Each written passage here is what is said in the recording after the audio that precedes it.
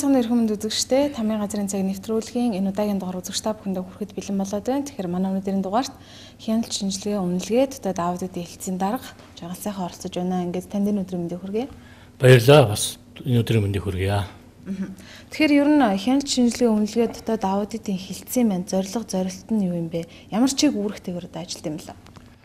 Тэгэхээр засгийн газрын 2016 оны 09-р тогтоолоор хяналт шинжилгээ үнэлгээ дотоод аудитын хэлтсийг шинээр байгуулсан. Өмнө нь болохоор бол хяналт шинжилгээ үнэлгээ тасаг гэдэг Тамгын газрын даргын удирдлагын ажиллаж байсан. За манай хэлтсийн гол зорилго бол төрийн бодлого төлөвлөлт, үйл ажиллагааны гүйцэтгэл, үр дүн, үр нөлөөг нэмэгдүүлэх, хэрэгжилт хариуцлага сайжруулахт оршиж байгаа гол зорилго. Зорилт нь болохоор нутгийн байгууллагуудын одоо үйл ажиллагаанд хяналт шинжилгээ үнэлгээ хийх, бүх шатнд одоо ажлын хариуцлага сахилга батыг сайжруулах, шин санаачлалыг одоо өрнүүлэх замаар олд амжилтыг баттгах, алдаа оноог бид арилгах, иргэдэд үзүүлэх төрийн үйлчлэгээний чанар хүртээмжийн чаналт бол ахиц гарах, амын хууль тогтоол шийдвэр хэрэгжилтийг байнга сайжруулах юм үндсэн зорилготой үйл ажиллагаа явуулж байгаа. За яг үндсэн чиг үүрэг нь болохоор засгийн газар хэлэх газраас одоо чиг үүрэг нь манад өгсөн үндсэн 9 чиг үүрэг гүйцэтгэх. Хамгийн гол нь бид нар засгийн газрын шийдвэр, засаг даргын шийдвэрийн хэрэгжилтэнд хяналт шинжилгээ үнэлгээ хийх, бодлого боловсруулах, тэдгээрийн одоо цар хүрээг нэмэгдүүлэх, өр өгөөжийг сайжруулах, аймгийн хэмжээнд хяналт шинжилгээ үнэлгээний ажлыг ерөнхий арга зүгээр хангахад оршиж байгаа. Тэгэхээр 2017 онд хяналт шинжилгээ үнэлгээд одоо аудитын хэлтсэн маань бас ямар гол онцлог ажлуудыг ер нь хийвэ. За тэгэхээр би та бүхэнд яг 17 онд хяналт дотоод аудит хийсэн гол ажлуудыг та бүхэнд дурдахыг хүсэж байна. Нэгдүгürt бодлогын баримтчийн өрөөнд бол бид нар Дархуул аймгийн хүн амыг доктортой өсөлтийг хангах, иргэдийн урт удаан эрүүл энх бүтээлчээр амьдрах, хөгжих таатай орчныг бүрдүүлэх, амьдралын чанарыг сайжруулах зорилгоор хүний хөгжил аймгийн дэд хөтөлбөрийг боловсруулж иргэдийн төлөө сурлаар батлуулсан байгаа. За мөн засгийн газрын 2017 оны 09-р тогтоолоор баталсан журмыг хэрэгжүүлэх ажлын хүрээнд төрийн байгууллагуудын үйл ажиллагааны хяналт шинжилгээ үнэлгээний шалгуур үзүүлэлт аргачлалыг боловсруулж аймгийн засаг даргын захимдаар батлуулсан. Энэ шалгуур үзүүлэлтийг төрийн бүх байгууллагуудад хэрэгжүүлж ажиллахыг бид зөвлөсөн байгаа. Мөн Улаан хотын Дархуул аймгийн хооронд байгуулах хамтын ажиллагааны ойлгоцын санамжийн төслийг Орос Монгол хэл дээр боловсруулж ийм бодлогын биш баримтуудыг хийсэн байгаа. За үндсэн үйл ажиллагааны хувьд бол манайх 2017 онд аймгийн засаг даргын баталсан 10 удаагийн зөвлөмжийг бид нар боловсруулж энэ зөвлөмжөөр 81 заалтаар одоо мэргэжил арга зүйн зөвлөгөө өгч ажилласан байгаа. За мөн аймгийн засаг даргын баталсан өдрөмжийн дагуу 4 соёлын байгууллага, 16 сургууль, 25 цэцэрлэгийн үйл ажиллагаа газар дээр нь очиж явцын хяналт шинжилгээ үнэлгээ хийж мэргэжил арга зүйн өдрөөр хангаж ажилласан. За үүний үр дүнд 2017 оны эхний хагацлын байдлаар 60-119% буюу 300-0 онооны үнэлгээтэй байсан бол жилийн эцсийн байдлаар 84% буюу 420 онооны үнэлгээтэй ингээд 2381% үнэлгээ өссөн. Энэ бол төрийн байгууллагын стандарт хэрэгжил тодорхой хэмжээгээр сайжирсан үр дүн гарсан байгаа. За мөн аймгийн засаг даргын баталсан удирдамжийн дагуу сум аймагуудын үйл ажиллагаанд хяналт шинжилгээ үнэлгээ хийхэд 2017 оны жилийн эцсийн байдлаар бол 86.79% буюу 434 онооны үнэлгээтэй гарсан. Өмнөх оноос 10.51% өссөн. Энэ бас стандартын шаардлага хангаж манай төрийн байгууллагуудын үйл ажиллагаанд тодорхой үр дүн гарсан дүн харуулж байгаамаа. За ингээд мөн 17 онд бид нар аймгийн хэмжээнд сум аймагуудын соёлын байгууллага, дээр нь сургууль цэцэрлэгийн нийт 72 байгууллагад хяналт шинжилгээ үнэлгээний багийг байгуулсан. Энэ үнэлгээний багт нийт 296 албан хаагч ажиллаж байгаа. За үүнээс бол 175 нь бол буюу 60% эмэгтэй, 117 албан хаагч 40% эрэгтэй. Үүнээс мөн 70 албан хаагч нь болохоор хяналт шинжилгээ үнэлгээний мэргэжлэр өмнө ажиллаж байсан. Энэ болохоор 23.9% хэзэж байгаа. Эндээс үндэслээд бид нар юу хийхийг бол цаашид хүмүүсийг энэ үнэлгээний чиглэлээр мэргэжүүлэх шаардлага байгааг энэ судалгаанд тав харуулсан байгаамаа. Тэгэхээр өнгөрсөн хугацаанд бас сургалт сурталчилгаа, эрдэм шинжилгээний чиглэлээр бас ямар ажлуудыг ер нь хийвэ? 2017 онд манай хэлтсийн хувьд бид нар нийт 9 удаа сургалтанд хамрагдаж мэдлэг боловсруулалтанд дэвшүүлсэн байгаа. Мөн 5 удаагийн эрдэмтдийн баг хурлд оролцсон. Баг хурлын бол комиссын бүрэлдэхүүнд орж ажилласан. Үүнтэй холбогдуулаад би өөрөө эрдэмтдийн хуралд төрийн захиргааны байгууллагын үйл ажиллагааны гүйцэтгэл үр дүнд манлайлалын мэдлэг ур чадвар нөлөөлөх сэдвээр одоо эрдэмтдийн хуралд илтгэл тавьж миний энэ илтгэл маань тэргэн байр эзэс амжилт үзүүлсэн байгаа. За мөн бид нар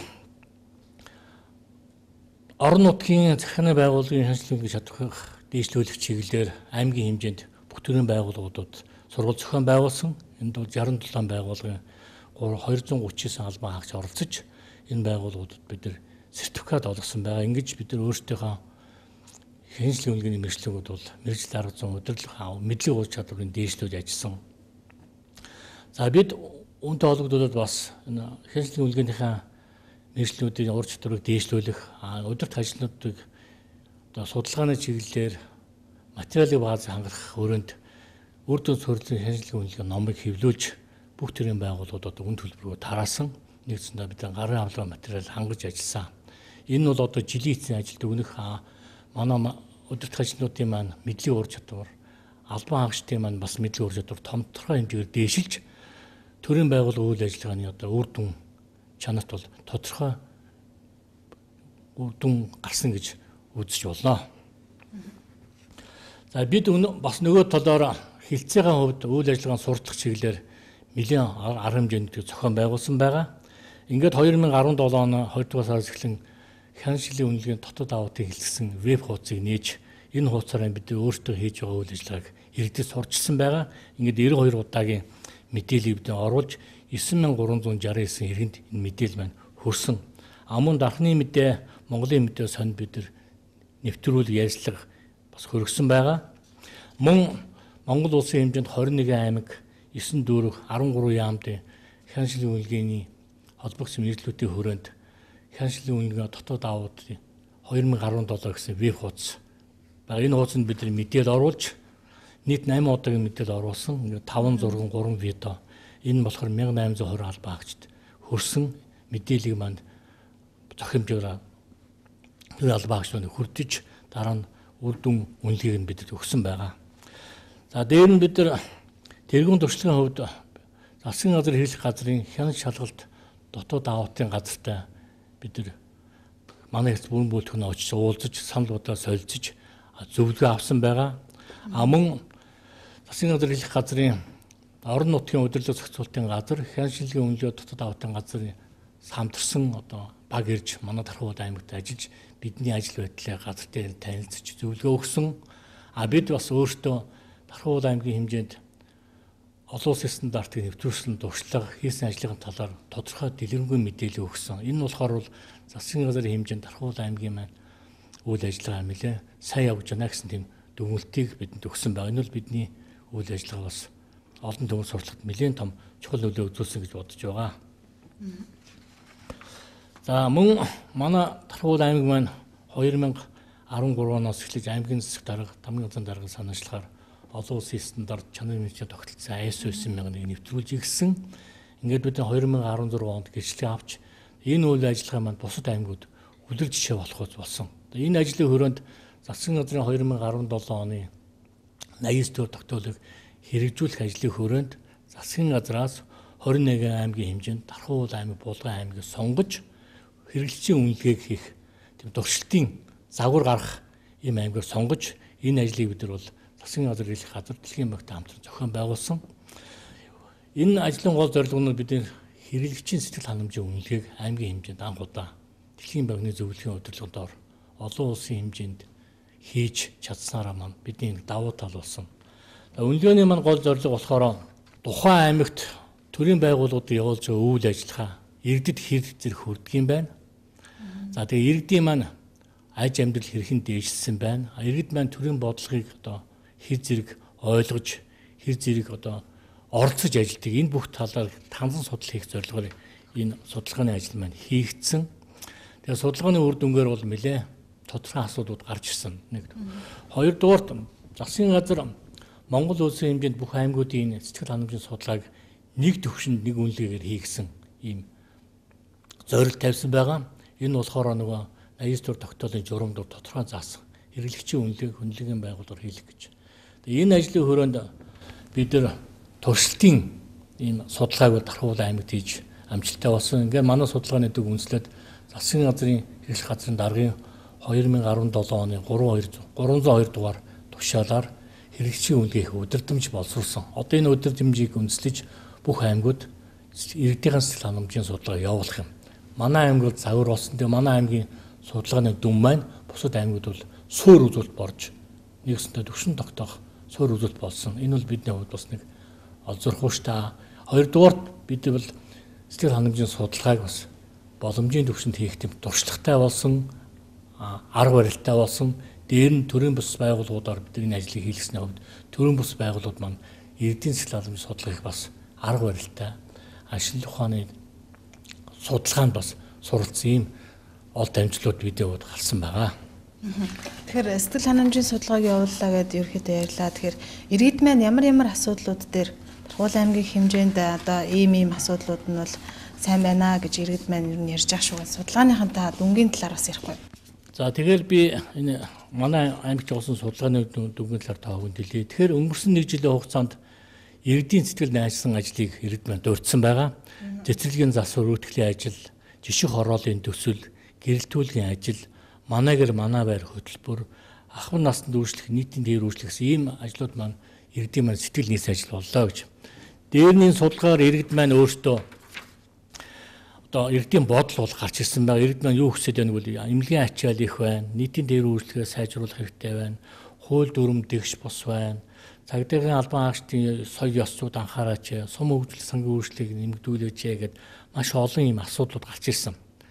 Тэгэхээр бид нар энэ асуудлуудыг үндэслээд 2018 оныхон зорилтод хэрэгжүүл арга хэмжээний төлөвлөгөөнд иргэдийн саналаа тусгаад төлөвлөгөө боловсруулсан байна.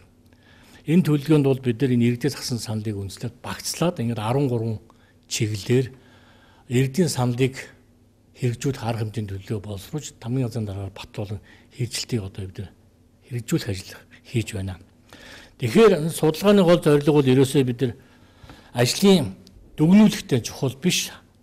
Бидний өмнө ямар асуудал тулгарч байгаа, иргэд маань юу хүсэж байгаа, тэр асуудлыг бид гаргаж ирээд тэрний үндсэн дээр одоо цаашид хийх ажлынхаа төлөвлөгөө, бодлого, хөтөлбөрийг боловсруулж хэрэгжүүлж байгаа.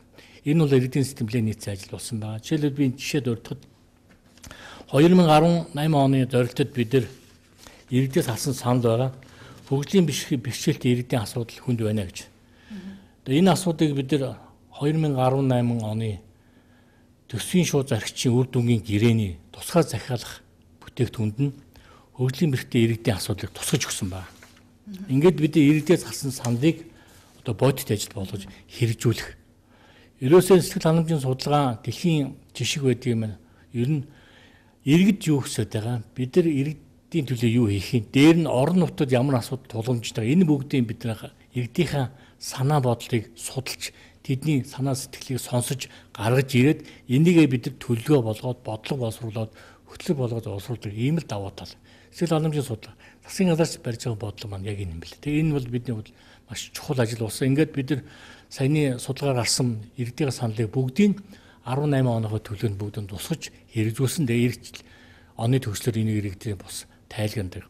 Дээр нь манад засаг даргын өмнө сайхан туршлага байсан. Засаг дарга тухайн оныхаа төлөвлөгөө боловсруулалтаа урьдчилаад иргэдтэй уулзаж санаануудыг сонсдог. Гэтэл энэ арга барил энэ манай судалгааны дүн сэтгэл ханамжийн судалгаа бол хооронд их тохирч байсан.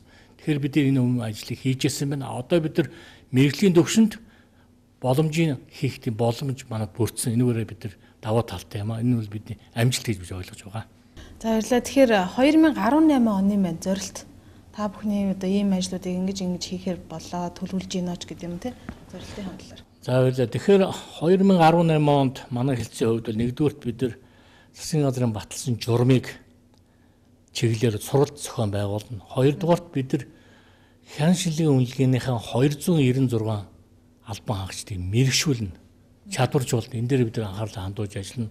Гуравдугаарт нь бид нар судалгаа шинжилгээний ажил хийн. Энэ дээр бас төрийн байгууллагуудаа татан оролцуулна. Тэднээс хийсэн саналыг үндэслээд бид нар бас энэ чиглэлээр хамтарч ажиллана. Жишээлбэл одоо 9 дугаар сургууль 2017 оны үйл ажиллагаанд одоо найдвартай ажиллагааныхаа төвшин тодорхойлох гэсэн манай чиглэл өгсөн. Энэ чиглэлийн үндэс дээр бид судалгааны ажлыг энэ байгууллагатай хамтарч байна. Гэх мэтлэнгээр бид цаашдаа төрийн байгууллагуудтай чиглэлээр хамтран ажиллаж мэргэжил арга зүйн зөвлөгөө өгч ажиллах юм байгаа. Дээр нь бид орон нутгийн захиргааны байгууллагуудаас бид сурагч баг бэлтгэж байгаа. Жишээлбэл сургуулиудаа цэцэрлэгүүдээс тодорхой багийг бэлтгээд тэр багтай бид хамтран ажиллаж мэргэжил арга зүйн зөвлөгөө өгөн. Дараа нь тэр баг бусад байгууллагатай өөрийнхөө туршлагыг хуваалцаж тэдэнд бас мэргэжил арга зүйн давхар хангаж байгаа. Ингээд бие биенээ суралцаж биентэй одоо алдаа оноог олж авалт амжилтыг ингээд харилцан одоо биентэй ингээд төвшиг болж хамтарч ажиллах ийм зорилт тавьж ажиллаж байгаа.